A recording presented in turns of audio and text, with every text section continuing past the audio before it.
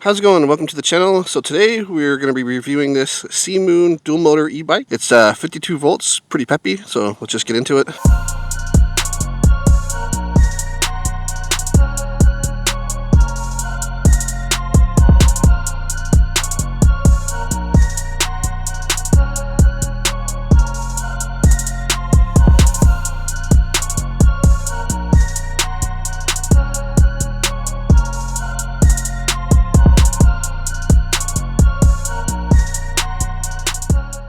Okay, so we can just start off with the powertrain. So it's rocking two 1000 watt hub motors. So they're 1500 peak, I think 1000 nominal, so 3000 peak altogether. It has a 52 volt 20 amp hour battery that's nicely integrated into the frame there. Let's start things right off with an acceleration and speed test. Hey guys, before we get into this top speed test, please just take a quick second, hit that subscribe button. Getting so close to 10,000 subscribers. That's my goal right now. You can help me with that.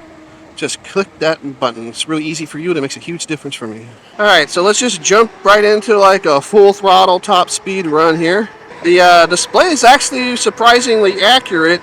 Well, let's see, I got 31 on the GPS, and it's saying 30. Whoa, hit 33 right there.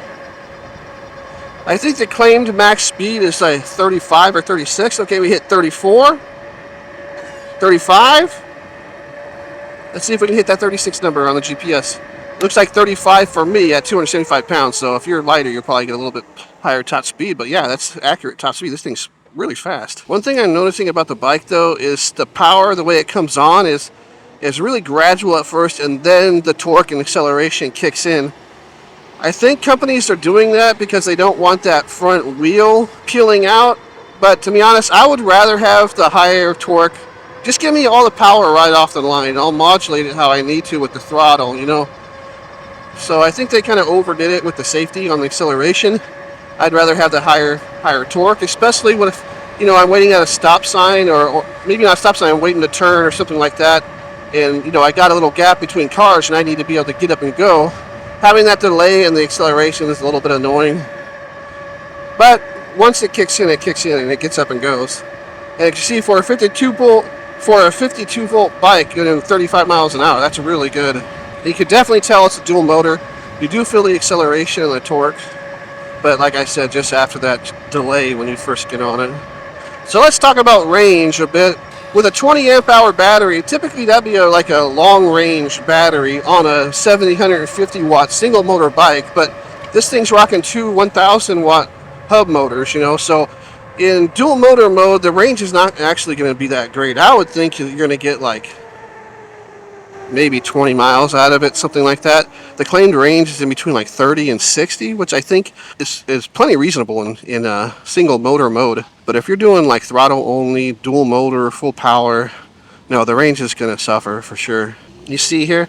So that's right, probably the first, like, I would say 10 feet, you're kind of, the power is there, but you're waiting for it to kind of kick in and take off, you know? But maybe that's something they can work on. You know, maybe change that tuning a little bit, or maybe there's a way for us to get into an app or something like that and change how the acceleration feels. But besides that, the power's awesome. I like the power a lot. In my opinion, these dual motor bikes are, you know, really where it's at, because you get the e-bike look with the pedals, and, you know, it's like a mountain bike. But you also get, you know, enough speed. Oh, it's going 36 right there. Nice. So it did hit that claim 36 miles an hour. Whoa, interesting. The power kicked in right there. What did I do? Maybe if I don't do full throttle, it will. I'm not sure. So it comes with 2-piston hydraulic disc brakes. These are pretty good sized pistons, so they're not too small, and 180 millimeter rotors. The same setup in the front and the rear. And then you've got like this machined style, you know, brakes up here, reservoirs and nice grips, you know, really decent brakes. But let's test how they perform. Alright, so let's do a quick brake test here.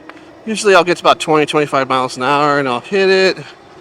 Let's see, I want to get like a straightaway here. So, alright, I'll hit it at this upcoming fire hydrant here. And go. Whoa. Yeah, pretty good. I mean, they are pretty beefy dual piston brakes with the 180 millimeter rotors. This bike is not all that heavy. you know, for a dual motor bike with a pretty large battery. It's got that aluminum frame, so they're plenty sufficient. They locked up the brakes with me on them, 275 pounds. They're perfect for this size bike. So I'm what am I, 4.5 miles in now, and I got still full battery. Oh, I'm starting to get, the voltage dipped down to 3 bars from 5, but when I let off the throttle, I'm getting 5 bars, so, you know, I don't know. Range should be decent. Man, this thing's really fast. On this kind of bike, it's just like, this speed feels perfect to me. I don't need to go 50, 60 miles an hour or something like that. Just enough to keep up with traffic, and it's fine. This bike will literally go anywhere and pretty much do anything. So the bike does come with full suspension. You have adjustable front forks here, preload. It just says preload on both sides, but not sure what those do, but we'll try it out. And then you got an air shock on the rear. Actually, it's a pretty nice air shock. It says 950 pounds on it. It feels really good for me at 275 just riding on the roads, but let's take it off-road, see how it does, and also test out the torque and see how well it does on hill climbs. All right, this isn't like a super advanced off-road test, but, you know, it's pretty bumpy. The suspension handles this kind of thing, you know, just fine. I'll eat this stuff up all day. You know, bouncing up and down on it, it does feel like really plush. Let's see if I'm able to bottom this thing out. No, I can't bottom it out. Interesting. So it's stiff enough for me, and I'm a pretty big dude. So, you know, it should be good for most people off-road. Definitely on-road riding feels really comfortable. All right, so this is where I usually do my hill test. It's very steep. We're talking like right here. Normally, I would start right at the base and just hit it and go up. But since the power doesn't come on for a few seconds, I'm going to get a little bit of a head start. So that way we get into that power band by the time we hit the hill. I'm not going to get a huge running start or anything like that. You know, so just when that power kicks in, I want to be at the base. So we'll see how it goes. All right, but yeah, dual motor mode. Full power, throttle only. Let's do it. All right. So see, now that power kicks in.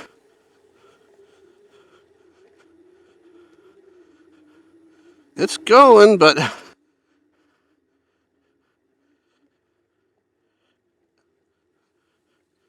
it's trucking up. It's struggling, but can it make it? Yeah, I made it. All right. Well, I've ridden other dual motor e-bikes that couldn't even make it halfway up this thing, so they claim to be like 4,000 watts or something like that. So the fact that it made it up is a good thing. Is it the fastest that I've had? No. There's a few bikes that just zipped right up it, you know, and we're fine. But this being a 52 volt, so it's fine. I mean, it's probably not pushing a ton of watts, so I mean, it's fine. And this is a very steep hill, and I'm a really heavy guy, so for most situations and most people, it's going to be capable of taking hills, no problem. You know, a lot of companies, they're starting to come out with some pretty inexpensive bikes, you know, that are pretty high performance. I mean, this is a high performance e-bike. If you compare it to like your normal class 2, is like a 20 mile an hour, 750 watt thing. This can push 3,000 watts and hit 36 miles an hour. And it, you know, it costs under 900 bucks right now. So, I mean, geez, the market is getting very competitive. And you got a lot of companies that are entering the market with some pretty cool bikes. And that competition just benefits us consumers, you know, because we get cooler and more powerful stuff. You know, simultaneously, though, you do get a lot of municipalities that are cracking down on e-bikes. I wouldn't say these kind of e-bikes, though. I think they're more sort of focused on, like, the electric dirt bikes, like the Surons and stuff like that. I blame that on the mega rides and stuff. I mean, I just think those were terrible ideas. I mean, I know it's all fun to get with a big group of people and take over and feel like an outlaw. But one, you're pissing people off. You're causing traffic. You're taking resources away from police departments and stuff like that. They now have to deal with it. A lot of these kids, you know, they get crashed, they get injured. It's just no bueno. I'm an old man, though. I'm in my 40s, so. One thing I will say about the throttle response, though, is just riding really slow on the sidewalk or something like that, like I'm doing now, even in level 5 full power mode, it's the throttle response is very manageable.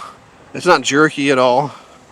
You know, so I guess that's a good thing. It's not as fast off the line, but it is very manageable. Yeah, but anyways, you just get a ton for your money. Full suspension, you got adjustable in the front, you got the 26-inch wheels, the fat tires, you got dual motors, you got a good-sized battery if you know how to use it right. You know, you can get a lot of range out of it if you wanted to. Are there faster bikes out there, longer range? Definitely, but you're going to pay like 15, 18 $100, $2,000 for them. I mean, getting something like this for less than $900 is a steal. It's a lot of bike for your money. So like I mentioned, it does have 26-inch wheels with these big old 4-inch fat tires here. It's got like dual sporty type tread. You know, it's got plastic fenders, which is fine, front and rear. It has this rear rack. Normally these are rated for about 100 pounds or so. You're also getting a 7-speed with a Shimano derailleur with your basic 7-speed trigger shifter here. Now, the bike is called out as a men's bike because it is a pretty big bike with those big wheels. The triangle does go down a bit to make it easy to get on and off, but it is classified as a men's bike, and it is a rather big bike. So I would say, I mean, the seat goes down pretty far. I'm 5'9", and I'm pretty comfortable on it.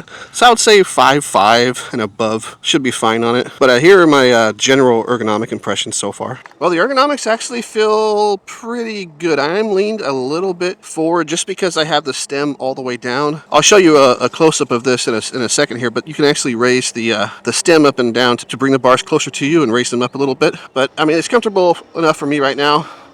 If you had lower back problems or something like that and you didn't want to lean forward, you can bring that up and be pretty much upright. The full suspension makes this a super plush ride, paired with these 26-inch wheels with the big old fat tires on it. It's like riding on a cloud. It's very comfortable.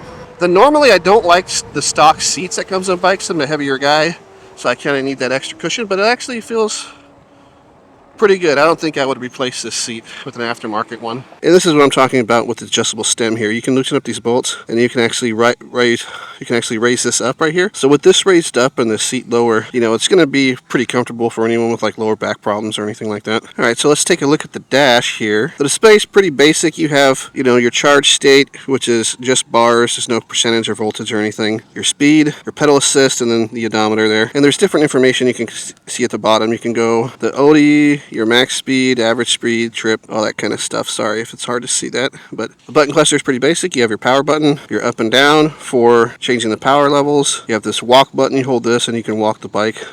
This does not turn on the headlight. It actually just turns the display dimmer or brighter. You've got a twist throttle on the right here. I prefer these to the thumb throttles. This is more natural. It comes with a USB charging port here, which is pretty cool, so you can charge your phone or whatever if you have it attached. It comes with a phone holder. Here's your button for turning on your front motor. So out is off, in is on. And then you have your cluster for like your headlight, your turn signals, and your horn. This is what your headlight looks like. It's plenty bright enough. Then it has brake lights and turn signals. It's got your standard ergo style, you know, grips here, which are fine. I like these actually. The bike also came with these other accessories. They give you this fan here. It doesn't attach to the bike or anything, but it is pretty cool. It's got different power modes, so it's kind of cool.